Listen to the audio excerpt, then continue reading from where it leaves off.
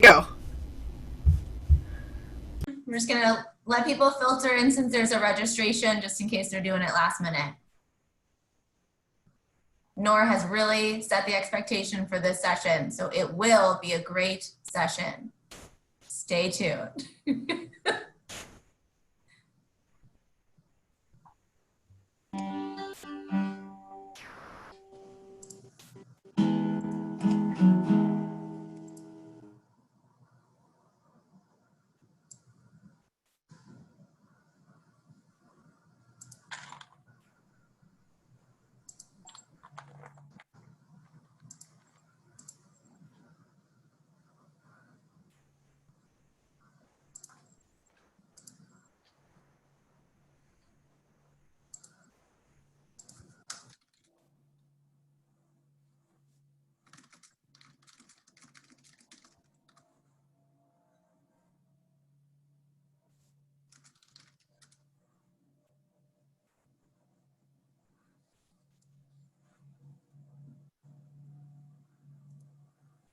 I'm a person who's quickly influenced by other people, and I saw that Emily Barron has a ceiling fan, and I'm gonna go turn on my ceiling fan because I saw hers.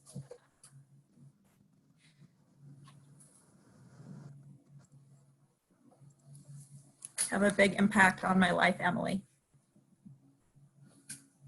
Happy to do so, Nor. I game working.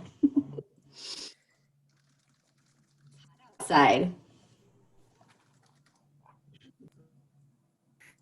Hi everyone, we're just taking one more minute for people to register if they didn't do so beforehand.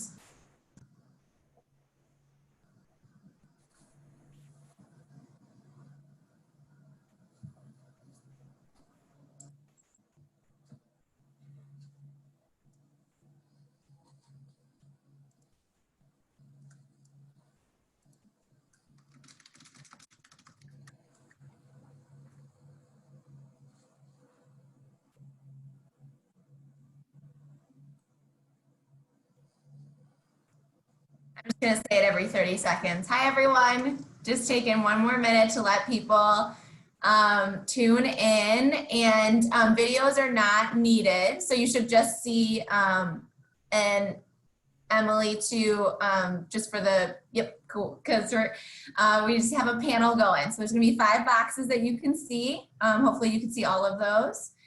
And you know, Kristen Stanley, if it's something that's required at the end, we can for sure get you on there.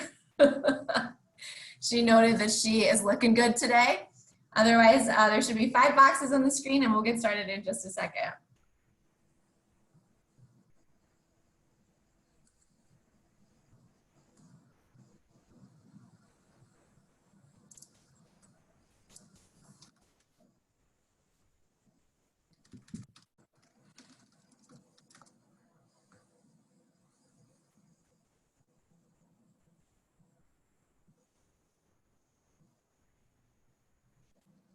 Oh, so for Christine Buzzard, I think that there's a way for you to go into the right-hand corner. It says speaker view, and then you can select an alternative view. So instead of speaker view, if you click it, it can be like gallery view, and you can just play around with it. Yes, so Same for Elizabeth. yeah, definitely recommend gallery view so you can see 5 boxes right on the screen. So sometimes, to Chelsea's point, if you just click on speaker view, that itself is going to prompt the alternative view to appear.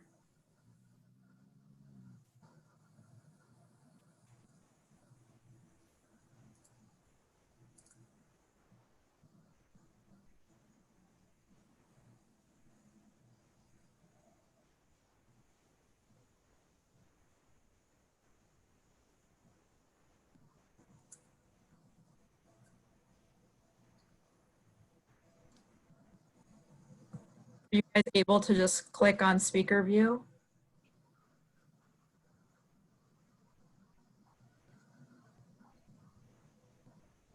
Yeah, you usually can't see both, but they're just like, you just go ahead and click on speaker view itself. Oh, you don't have it at all. Oh.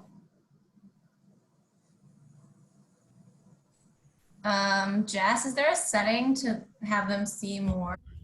I just checked, and it is set for them to be able to toggle back and forth, and it is currently, the default is set on the Brady Bunch view, so I have no idea what is going on. That's probably very comforting. Yeah, I don't know.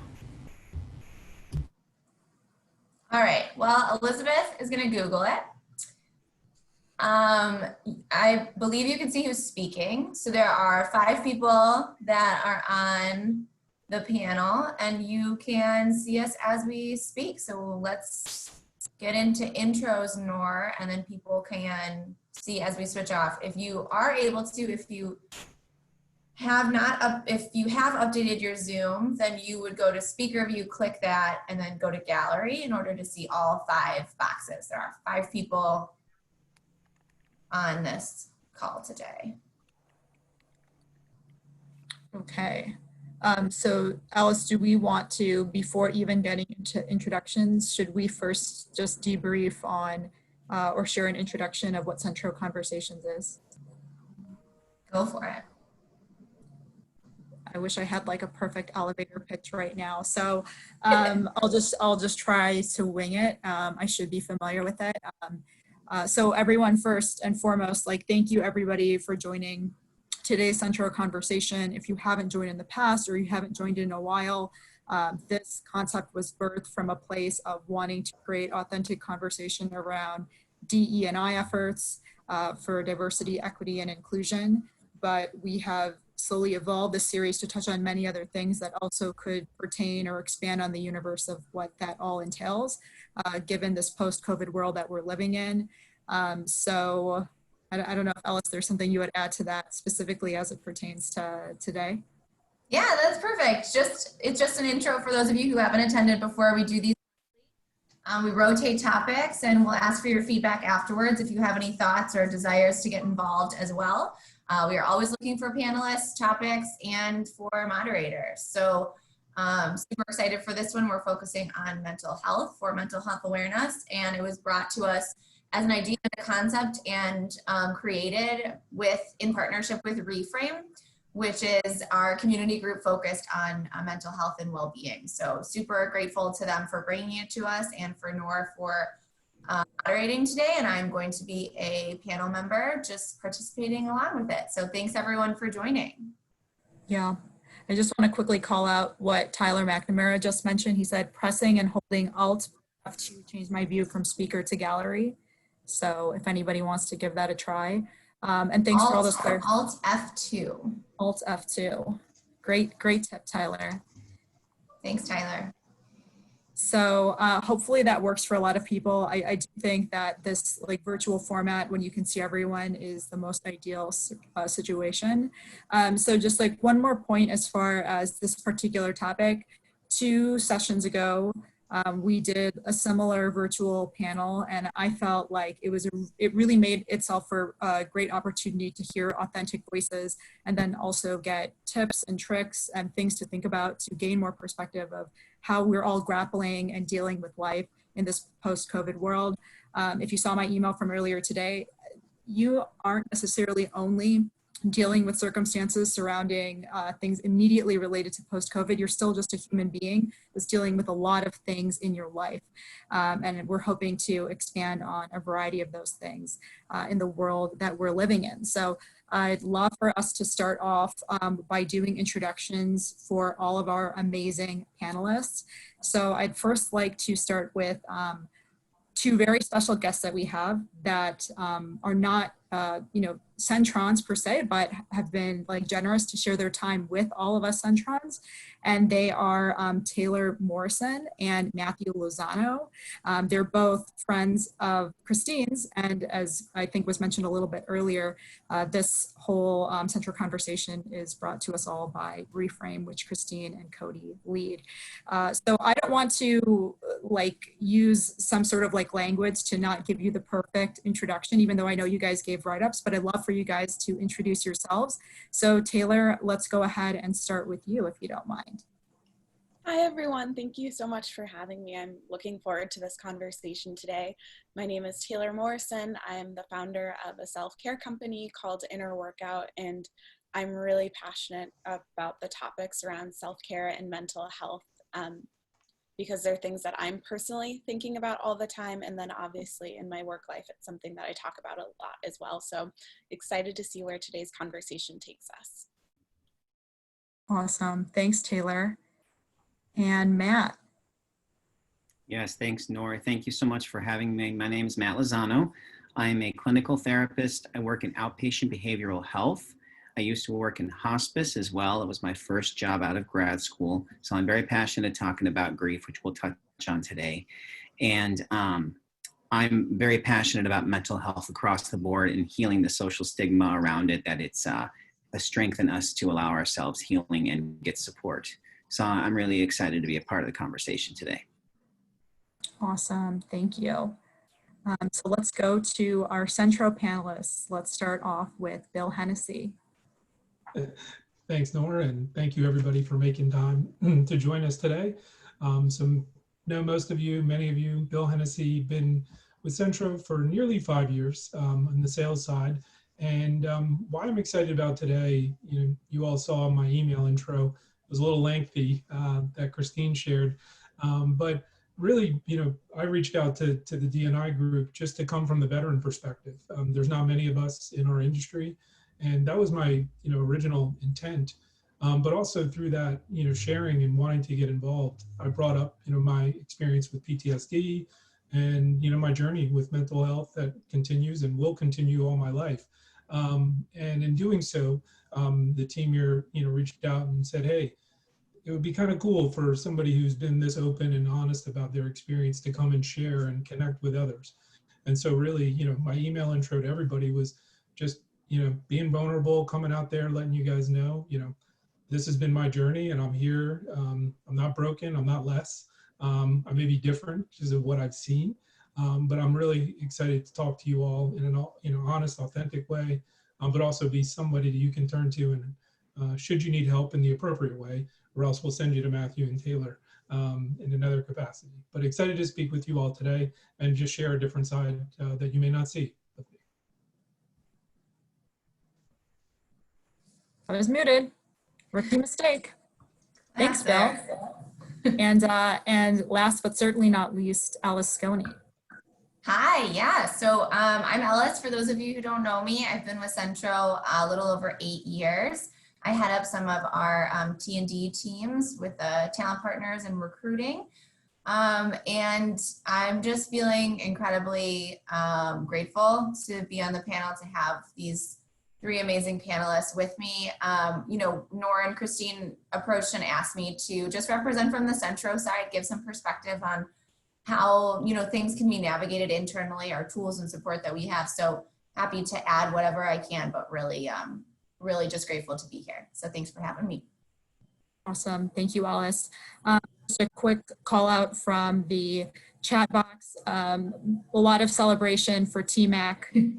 His shortcut did work for people with PCs, but if for some reason there is one single Centron who feels deeply disconnected from the conversation and you want to start Googling ways to make it work for a Mac, because I saw Victoria was saying that it is not working for a Mac and she sent a unsmiley face. We don't want people to have a bad view. If someone wants to figure it out, that would be great. Otherwise, apologies that we didn't figure out the Mac solution. So without further ado, let's go ahead and jump into this with just a high level conversation and just introduce this topic around dealing with grief in the midst of this pandemic. People have been working from home now for many, many weeks, and it can be an isolating experience. It can be a space where people don't know exactly how to deal with their emotions, whether they're necessarily COVID related or not. So I wanted to start off with Matt.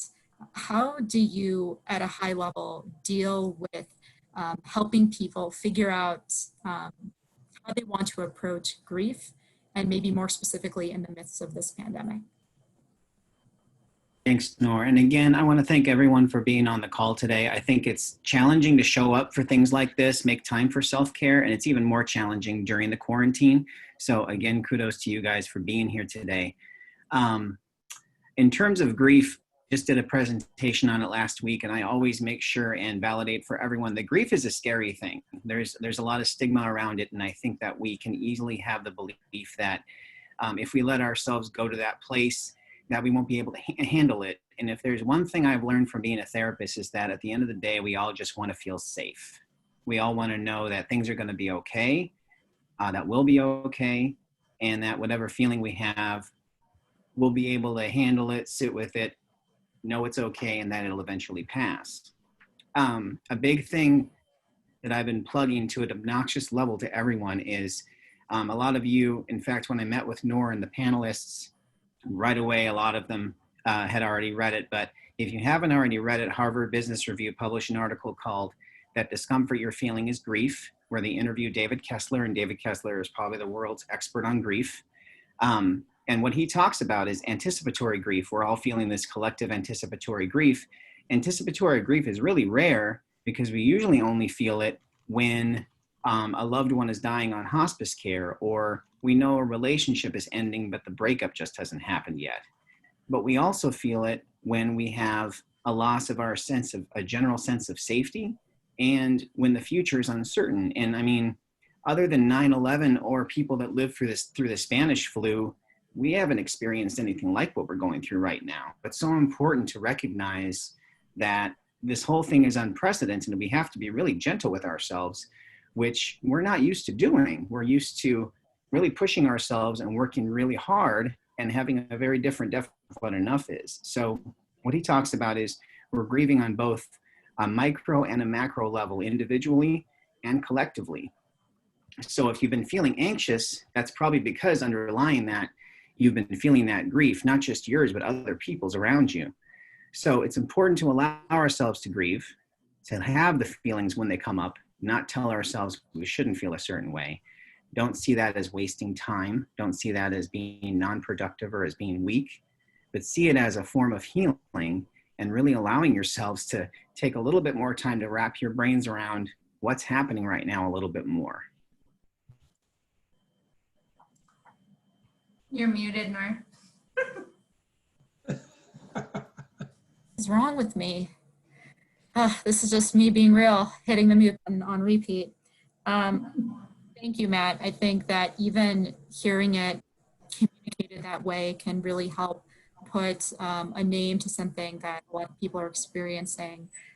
So I want to move from what it is that people are feeling on a holistic level into thinking about ways that people can actually deal with the grief that they're experiencing through maybe exercises or through just tips that can be shared. So I wanted to turn it to Taylor to share how she might approach assisting someone who needs to be leaning into self-care exercises and activities.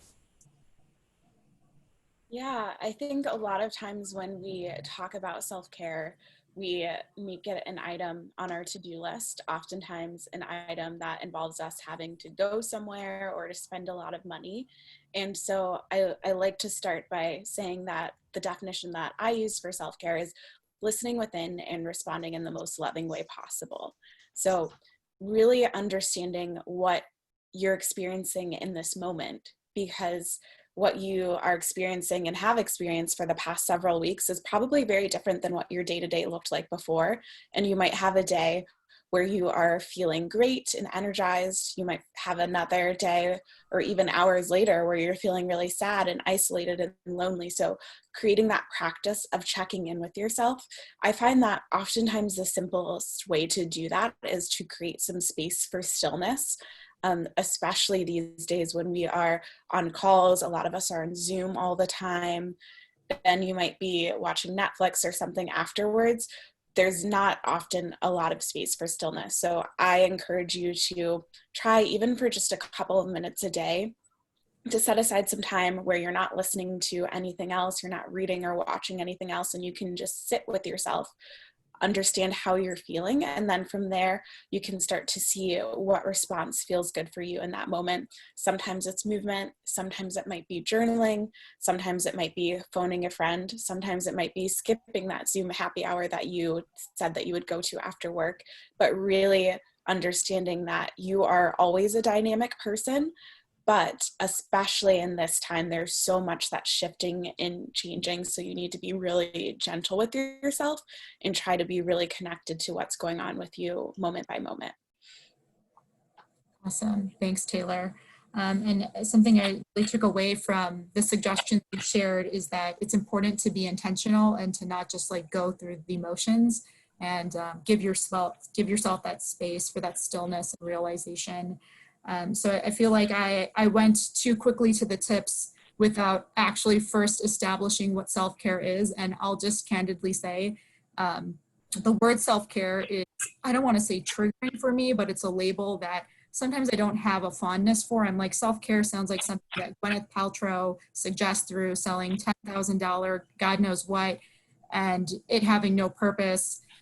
So let's go to Matt. Matt, can you share a definition of what self-care is? So I actually took some on that one. And what I like to talk to people that piggybacks on what Taylor just shared is that we live in a time where everything moves very fast, as she was commenting on, and we have access to so much. So we easily feel that we need to be moving at the same speed. So it's important to give ourselves permission, and I'm constantly saying that to my clients, give yourselves permission, because there's so much guilt around establishing boundaries today. Giving ourselves 1 minute of deep breathing at our desk feels like wasting time, and it's not. It's 1 minute. It makes everything that follows a little bit easier. People fight me on meditation all the time because they think meditation has to look one way. It can be as simple as every time I walk through a doorway, every time I sit down at my desk, every time right before I open another email, I'm going to take a deep breath. That's all it is. One of my favorite exercises that, Nora, I don't know if it'd be okay to do in real time right now because it only takes 1 minute, is just 4-7-8. There are many forms of it, but it's basically inhale for 4 seconds, hold for 7, exhale for 8. Taylor, I didn't know if you were going to do something similar. I don't want to step on your toes. No, I wasn't planning to, but 4-7-8 is one of my favorites too. So I'd love for us to do it together. Great. Let's So do guys, it, guys. I'm going to Let's do count. it. I'll count. We'll do 3 cycles of it. This is just 1 minute of your time, so please close your eyes. Get comfortable in your seats. Let all the air out.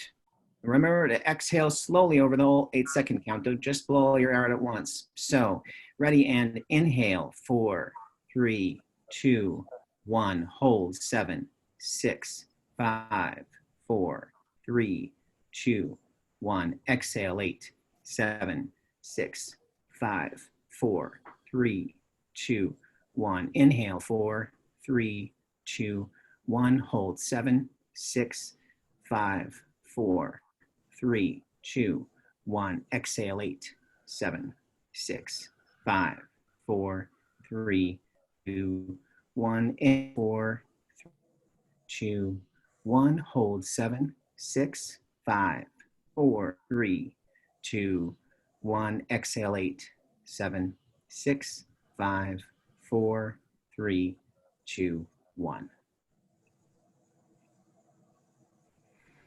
So it's really allowing ourselves that time. And a lot of you, I'm sure, are very good at your jobs, very linear, very competent, very efficient.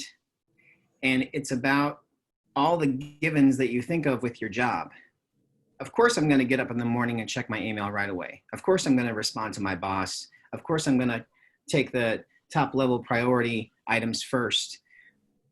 I want self-care to be just as much a given as all those things for everyone. Well, of course, I'm going to take time to cook at the end of the day and have a healthy meal. Well, of course, I'm going to get a little bit of exercise in some point. Of course, I'm going to take a few deep breaths if I need them. So that's my spiel on self-care, Nor. Yeah, no, that's great. So I wanted to now throw it to our Centro panelists, starting with Bill. Bill, is there anything that you do that you feel falls into the realm of what caring for yourself can be for you in your life? Yeah, Wow, that was pretty good, Matt. Now you get to do it while the rest of us talk, okay, Matt? Uh, a couple of areas I think that think about when it comes to self-care. So for me, first of all, I have to get outside, like getting in nature to me. And I'm always struck by this. If you stand in the middle of Central Park, you really forget you're in the middle of New York City. Same thing with Lincoln Park. There's certain areas where you can go where there's not all those people, but I just find getting amongst trees and being away from stuff really helps my mental state. And it's something I've done nearly every weekend, at least during this time. And the other thing, which is a fan favorite here at Centro, that isn't exercise or anything else, I wasn't big on meditation. Quite frankly, I kind of had a similar naysayer approach until I came here, and really saw Casey and Sean and many others here embrace meditation in the way it became, part of the fabric of our company. Headspace has been really important to me, and I'll share a good one. I was getting very short with my kids. Like they were running around all over the place. And I wasn't coming from a good place. I was, giving all my energy I could to my direct reports and my job and everything else. And when I got done, there wasn't much patience left in the tank. And so Headspace had this really cool thing on anger. And I was like, I don't want to be angry dad. I don't want to be yelling dad. That's not who I am. And honestly, just investing a little bit of time in that before I go down to be with my family helps a lot. It really makes a difference in how much I can tolerate. What I think of anger. Anger isn't necessarily something that's me. It doesn't have to be who I am. It's an emotion, it's a feeling, and it can pass through me as well. So just using Headspace as a way to help me through areas where I'm kind of having a tough time, I found to be a really good way to help with self-care, especially during these times. Really love that, Bill. And I think for myself on a personal level, I'm also a person who struggled with meditation. Like I've even done it in the Centro offices on several occasions. And my takeaway sometimes, or when I'm doing it, is like, am I doing this wrong? Like, am I getting any value out of this? Like, am I still enough? What am I supposed to think? But the fact that Headspace, and I imagine if I spent a little bit more time looking into it, you can see that there are purpose-driven opportunities, and just putting a little bit more time into what it can give you is something that's definitely worth doing.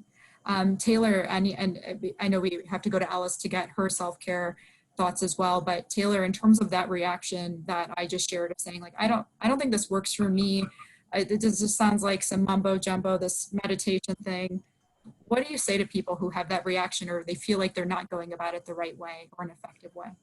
Yeah, a couple of thoughts. So my first thought is that a lot of times we have certain preconceived notions when we think about what meditation is, and we think that we're supposed to be being super still and not having any thoughts and all of this, which isn't necessarily the case. It's an intentional stillness. You're able to decide on a point of focus. It might be your breath, it might be something else. You can acknowledge thoughts and let them go, but it's not bad that you're having the thoughts. So I find that a lot of people, even when I first started meditating, I felt like I was doing it wrong because my mind wasn't blank, and that's working towards a goal that isn't necessary. The other thought that I have is that for some people, sitting still isn't necessarily the best way to approach mindfulness. So you can get some of the effects and positive impact of meditation by choosing to approach other activities mindfully. So it might be just bringing more awareness when you're going on a walk, or it might be a way that you mindfully move your body that gives you this sense of being able to have a point of focus and to connect with yourself in a different way, but doesn't necessarily require you to sit still. Even sometimes doing breath work versus meditation, for some people that can be a little bit easier, because oftentimes in breath work you're counting breaths similar to what we just did in the 4-7-8, and so it feels a little bit more purposeful. You might also do better with like a guided visualization or that type of meditation instead of something that's just requiring you to sit there.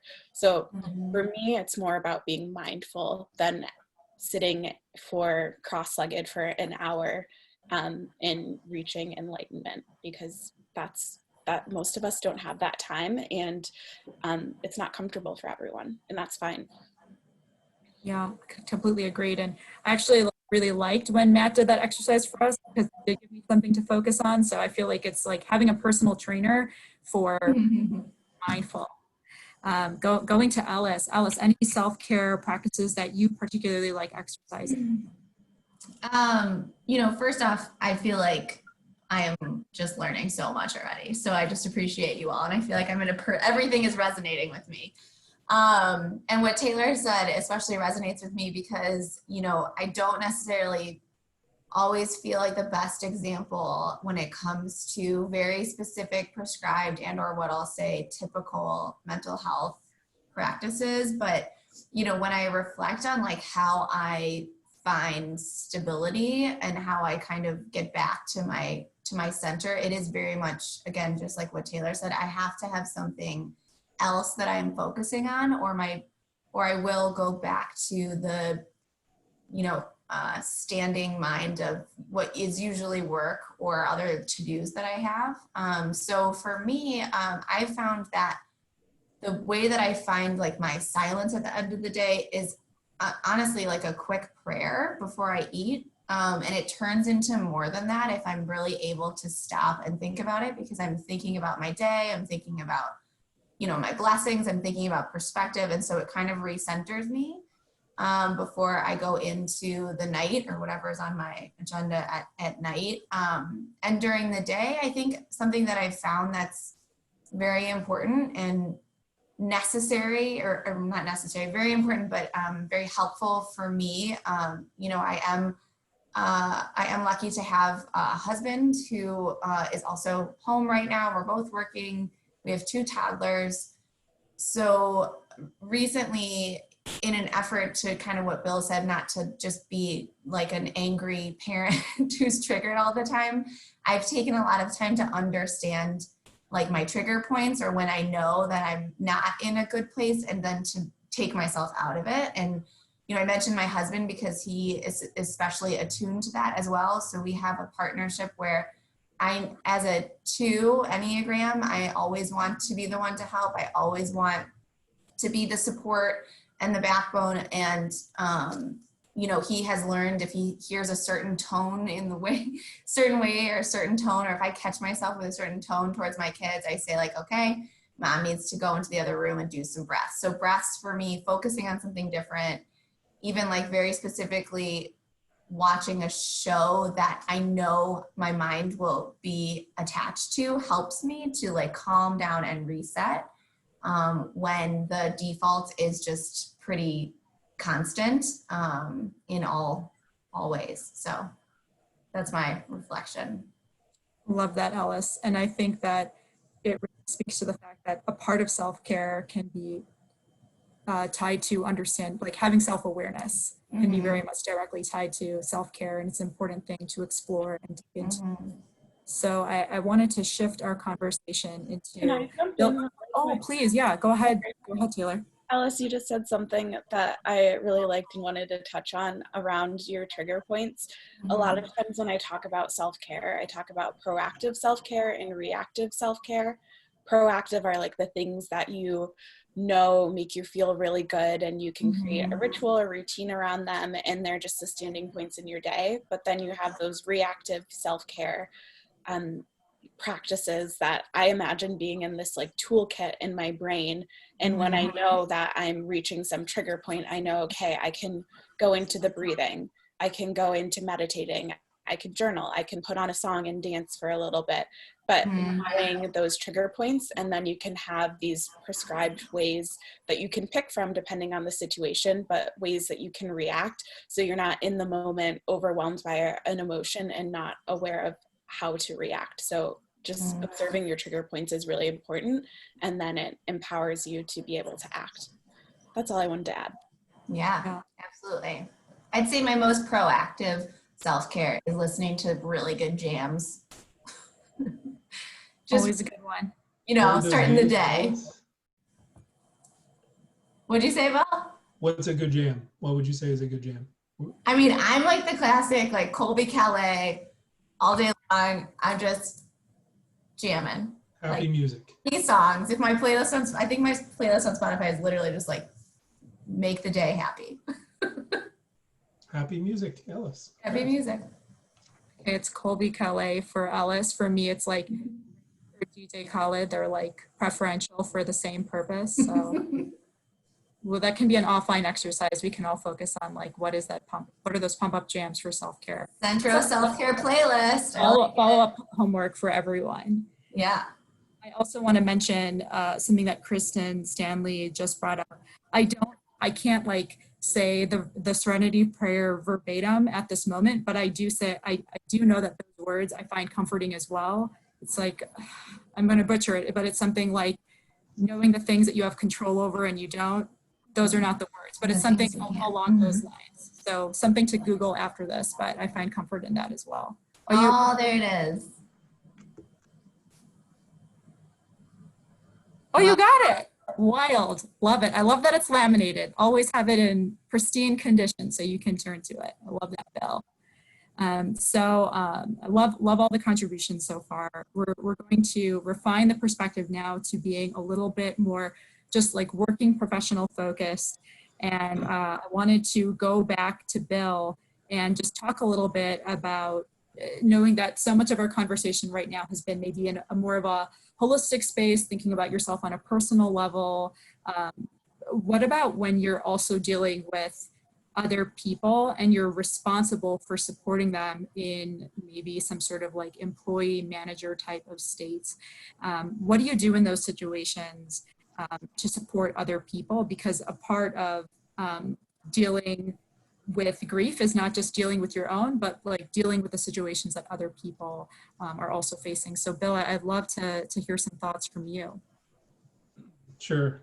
Thankfully, Jess, who's helping us, reminded me all the wonderful things I said in practice to answer to this question. So thanks for teeing it up perfectly. But this has been a lot.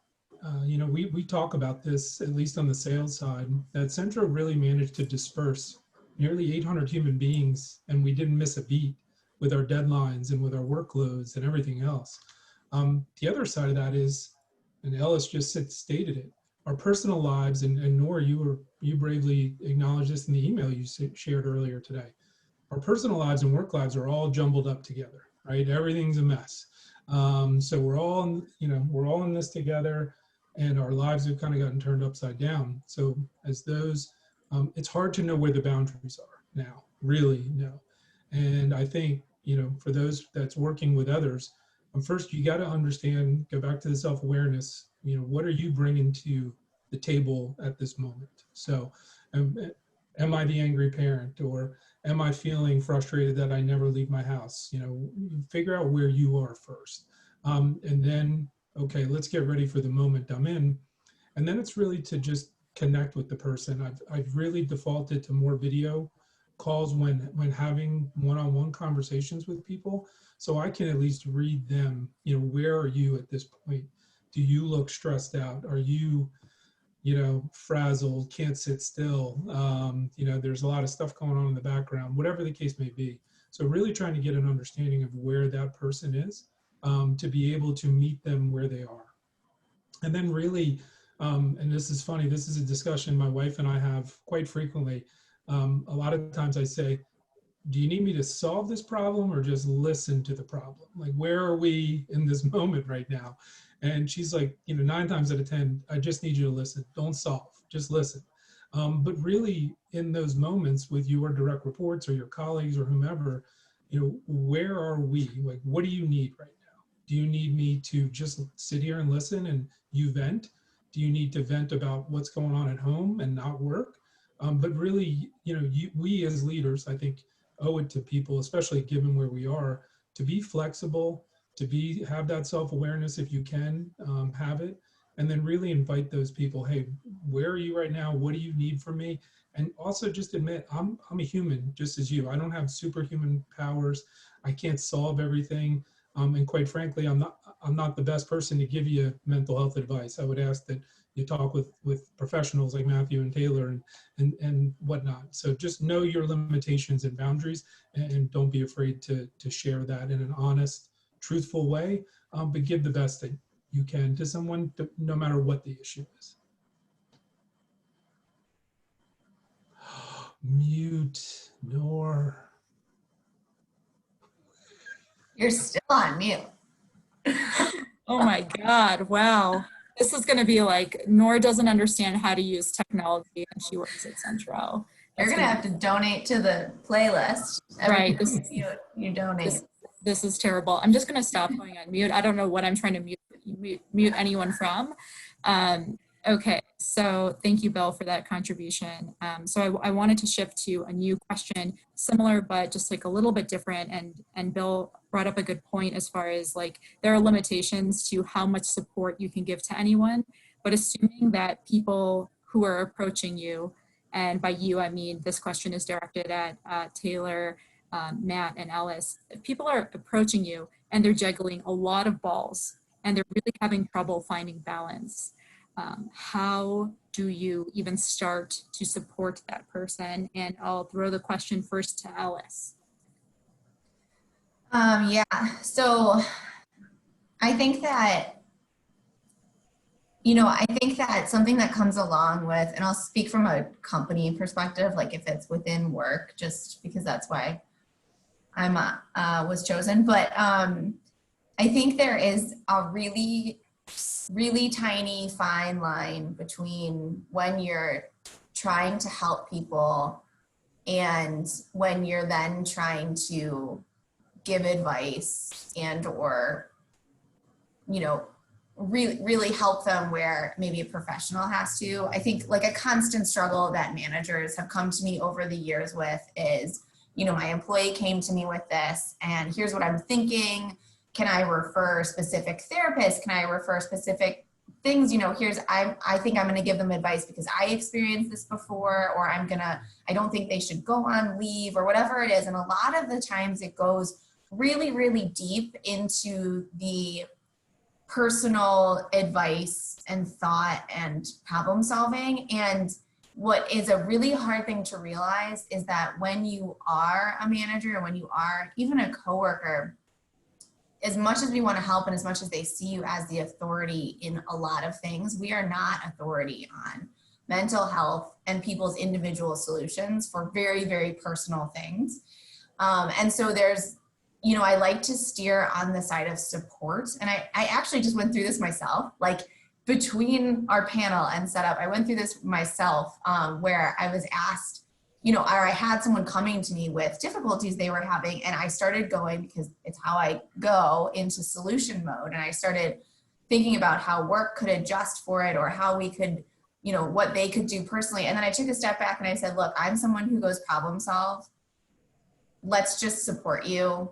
Tell me what you need from me as you navigate it. And that was the most helpful thing that I could do, instead of getting deeper into it with them. And same goes for coworkers. We have so much love at Centro, so many personal relationships, but sometimes it's hard to see what the difference is between personal and professional. And so just being aware that that is a thing is a first step.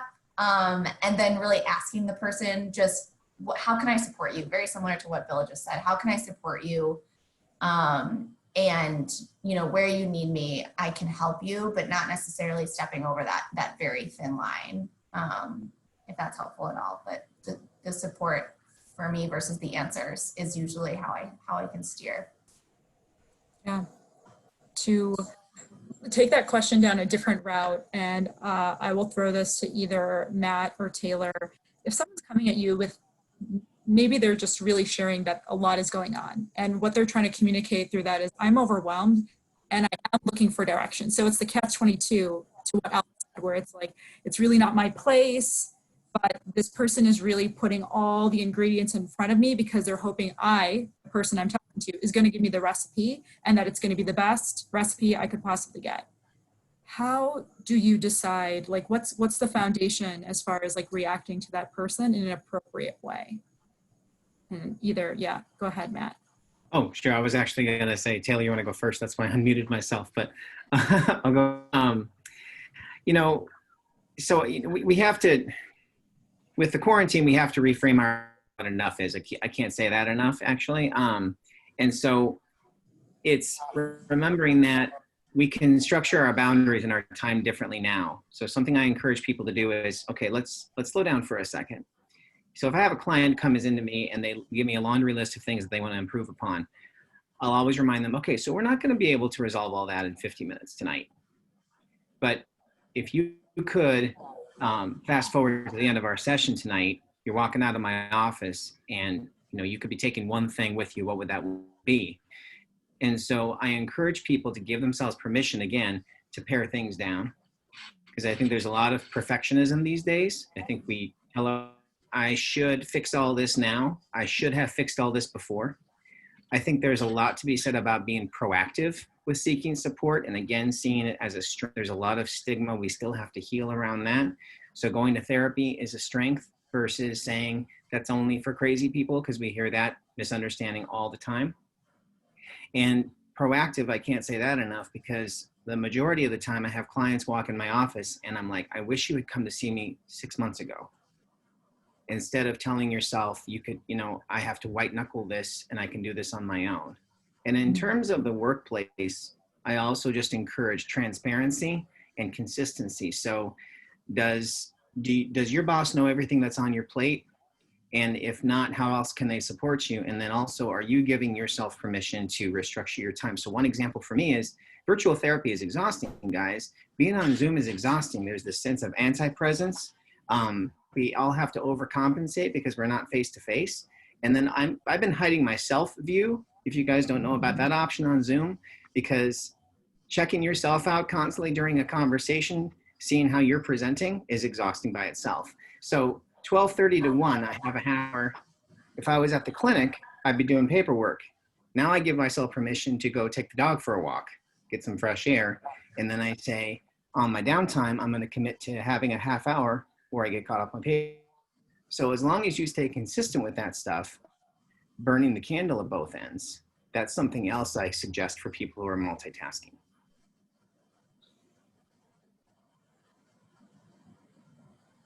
I can't, Nor. I can't. Nor. Mute again. Guys, please don't write. Can everyone have empathy for me? Who has the mute jar? Nor, just stay on the call with me after we're done and we'll talk. Right, I know. I need the conversation to walk through this, and then I'll do a meditation session with Taylor as well. So I'll throw the same question to Taylor. How might you approach the same scenario? Somebody who's coming at you now, not necessarily in the same scenario that Matt's in, but you can sense they're coming at you with too much and they're overwhelmed. What might you suggest to that person? Yeah. I think that everyone offered a lot of really good advice. I'm trying to think what I have to add to it. For me, everything always comes back to self-awareness and to understanding where you're at in a moment. Sometimes it's really helpful to actually just write down everything that you have going on.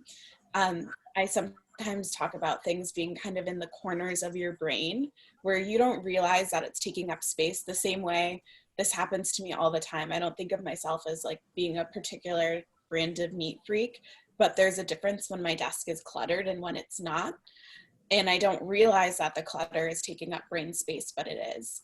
So even just taking a couple minutes to write down, okay, this is everything that is on my mind. I'm realizing that I need to make that telehealth appointment for my kid, and I need to, I don't know, maybe you're planning this is something that's happening right now, we're planning a Zoom graduation party for one of my cousins, and then you have your deadlines at work and you know that you're supposed to email this person, you're supposed to set up this Zoom play date.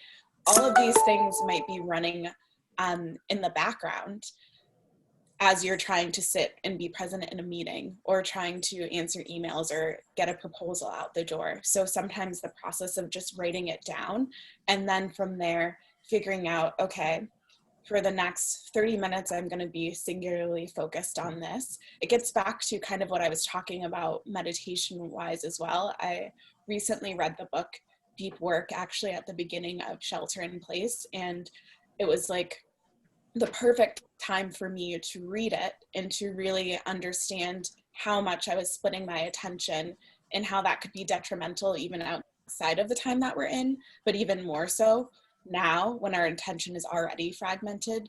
So when you can write that list, see what you actually have going on, and then dedicate certain chunks of time to tackle that list, and also give yourself permission, as Matt says, to cross things off your list. Like, everything that you wrote down and is occupying brain space isn't something that needs to get done today, or maybe not even in the next week or month, or sometimes not at all. And so when you can see all of it, you can have that conversation with yourself and start to prioritize, and also start to recruit outside resources as well. I love that, Taylor. Some of the things I heard you mention were like looking into the corners of your brain, like giving yourself the time to go and find what those things are that you haven't been giving time to. And again, I feel like there's this theme of intentionality as far as like how easy it is for us to just be like the norm to be to split your attention and not really give time to the things that you want to care about, and subsequently have that opportunity to even cross something off your list. So I wanted to go from there to maybe a more conflict-oriented question, which ties to some of the things that we've been discussing. And let's say we were in that scenario where we've turned to somebody because we're feeling some sort of grief or emotion inside. So I'm confiding in a friend or a coworker, and then I can feel that they've shared with me some terrible advice, and now I feel worse. So now I'm in a bad state, and I want to know what to do next to repair the damage that's like essentially made me double down on bad and negative emotions. I don't even want to like put this question in anyone's particular hands. Does somebody have like emotions around this question? I do. Yeah, please, Matt. Yeah, two things. Again, you know, I mentioned, guys, one thing I learned as a therapist, everyone wants to feel safe. The second thing is everyone needs to have boundaries. They're so healthy to have. So, you know, we can end up becoming friends with coworkers, for example, but I know that there are certain things that I would not share with a coworker, and that's okay. That's just a different relationship or a different friendship. And thinking about Nora's question, two things that are really important right now. In that same article I plugged, David Kessler talks about how we have to really stock up on compassion. So not just for ourselves, but for other people. If someone comes at you aggressively, it's important to remember that's probably not who that person is outside of quarantine. That's probably who they are coming from a place of fear and anxiety. The other thing in that same vein is that when it comes to grief, so many people want to help, but they don't know how. And so they end up overcompensating, but they do something specific that we call over-identification or over-empathizing, if you want to call it that. So what they can do is you go to them for advice and they think, maybe you just want to be heard, but they might think, if I was that person, this is what I would do. So that's what I'm going to tell them to do. And that might not work for you. And then you might feel still misunderstood. But it's by sharing carefully, building trust with people, and then sharing carefully, slowing your thought process in terms of who you share what with, that we decide where our boundaries need to be with certain people. And that's, again, why therapy is so good. It's such a healthy thing, because you can go into therapy and you don't have to worry about anything you say or share, because it's all going to be confidential and there's not going to be any bias on the therapist's part. Bill, to throw the question to you from the perspective of a person who hasn't only maybe grappled with some of those emotions within the confines of COVID or working at Centro, but also being a veteran, were there any like tips or practices that you followed when you were in a negative headspace to lift yourself into a better place? Thanks, Nora. Just air my dirty laundry. No, I'm just messing. I think the biggest thing, at least that I noticed early on through this experience, is I have stress habits, and they're not good. You know, they might be drinking, it might be eating bad food. So whatever those are, or codependent, you know, you're leaning on certain people at certain, we all have tendencies. And I think the biggest thing I noticed, and that I've learned through my time I'm working on my, myself and what I've been exposed to, is what are my triggers, like Ellis was saying, she notices, and then what are my stress habits that aren't serving me? So what are the outlets that I will gravitate towards that aren't helping me be the best, happiest version of myself? And then recognizing that, man, okay, if I do fall off a little bit here and there, it's not the end of the world. It's not an indictment on my self-esteem or what I'm dealing with right now. It happened. It's not, it doesn't define me. So now how do I focus that on something? How do I do something better right now, whatever that may be? And like Matthew said, go for a walk. Taylor said, put on a song. Finding whatever those things are that do serve you really, really well in a positive way, and giving yourself permission to go do that. I think that's the thing that I've noticed, at least throughout this experience, based on what I've learned in my past. That's great. Thanks for that, Bill. And I think also hearing the different examples from different people really helps reinforce how any one of us can approach some of these practices, so it's easier to adopt them.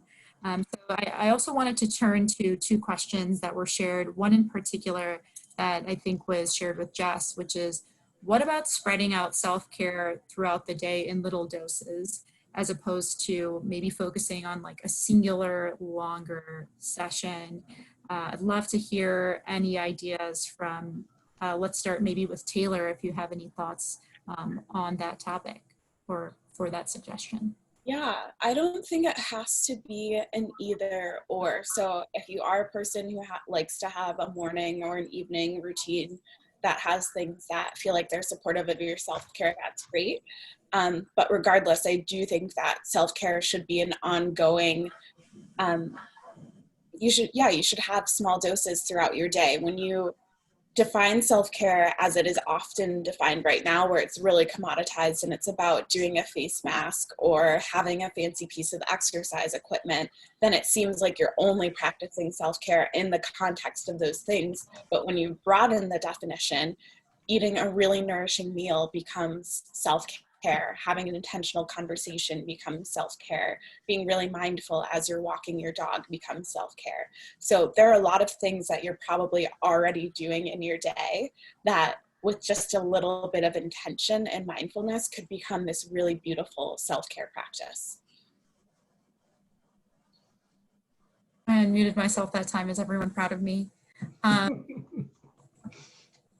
Matt or Ellis, any thoughts in relation to exercising, like a similar practice? No, I think just a word that I've liked over this time period and then just in life in general is just grace, and giving yourself grace and recognizing that sometimes you're going to need the stress, cheat, whatever that is, if it's a, gluttonous meal or whatnot. And again, if there's anything else I've understood over this 72 days in my house with these people is that every day is a new day. I mean, it's like Groundhog's Day, but it also is a new day. So like Taylor said in the very beginning, some days are highs, some days are lows, and then you just have to wake up and try to reset and do those mindful things, as much as you can. But it's okay to end the night exhausted, not that happy with the day, and then, just keep trying to find what you can to improve your current mindful state. So, grace. Lord, for the love of God, I'm so sorry, everyone. I need to say the Serenity Prayer for myself. Apparently, I'm going to make a lamination of it. We were saying it's already almost 3 o'clock. The hours always flies by. But I guess like a final thought that comes to me is that like, you don't have to hold yourself hostage based on like the things that have happened in the past as well. And just keeping in mind that like today is like the beginning of the rest of your life. I know I shared over company email that I've dealt with a challenging circumstance as of late, but I'm going to really have to think about a lot of the things we talked about today, because this is a perfect opportunity to exercise so much of what we talked about. But yeah, like never being held hostage and knowing that there are so many tools out there that I can turn to, and also knowing that, Centro is a supportive community. I feel like I've always felt a sense of support. We're not just coworkers, that there's friendship, there's a sense of family. And when I say family, I really mean that in an extended sense. So thank you guys for everything that you shared, all of our panelists. Alice, was there anything that you wanted to add to wrap up this conversation today, since we're now at 3? No, just please send in your pump up jams so we can make a playlist. And that's it from my brain. Excellent. Awesome. Well, thank you guys again to Matt, Alice, Bill, Taylor, to Jess, who's like running the boards behind the scenes, to James, and to Christine and the Reframe team. And we will see you next time for more Centro conversations. Thanks, guys. Thank Thank you you. so much. Thank you, everyone. And the jams to Nora and Alice. Bye. Thank you. Good job, Matthew. Taylor, Everyone. Nora. You Nice too, to Bill. see Thank you. you Good so job, much. Alice. Take care, Bye. everyone.